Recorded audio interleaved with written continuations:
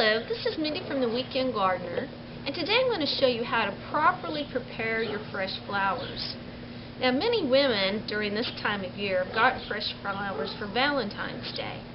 And there's always a big question, how do I prepare these and how do I extend the life of these fresh flowers? The first thing I'm going to show you is this new product that I found at a office supply place. And it is a plastic vase that you first fill up with water, you shape it the shape that you want, you dump the water, and then you refill it. What I like about this vase is the fact that when you're done, you can simply pour the water out, allow it to dry inside, flatten it, and put it in a drawer. So it's a very easy way of having a vase that doesn't take up a lot of space. Now the next thing that you're going to need to do is you're going to need to put some type of substance in the water that will help extend the life of your flower. Now to extend the life, you need to do a couple of things.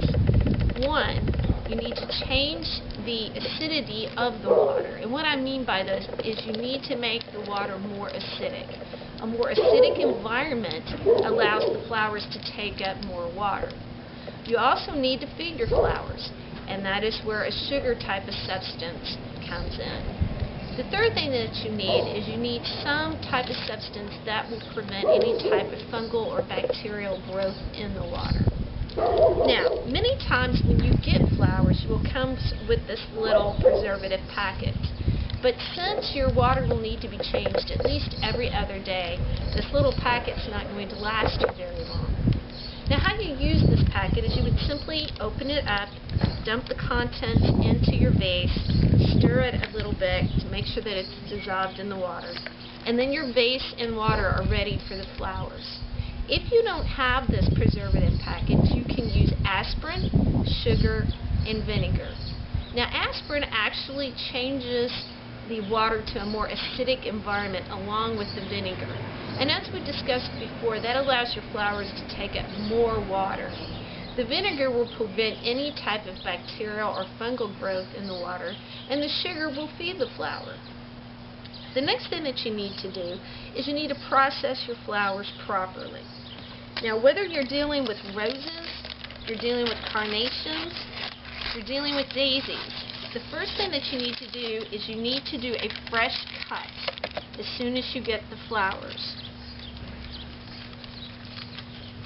Now, when you're cutting your flowers, do not use scissors.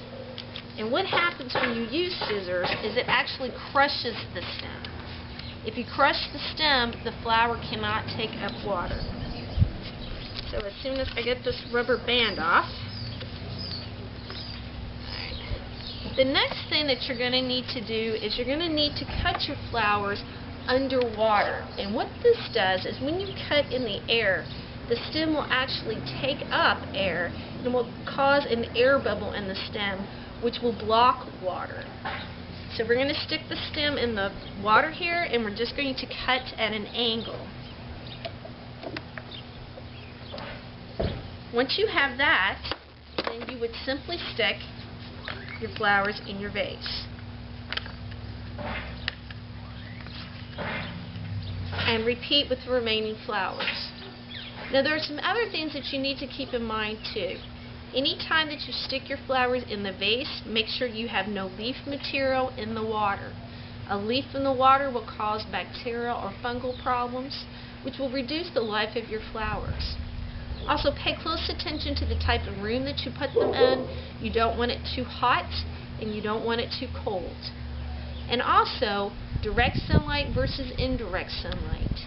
You can get a longer life out of your flowers if you put them in a room that is cool with indirect sunlight. So give these hints a try the next time you get some fresh flowers. So until we meet in the garden again, this is Mindy from the Weekend Gardener.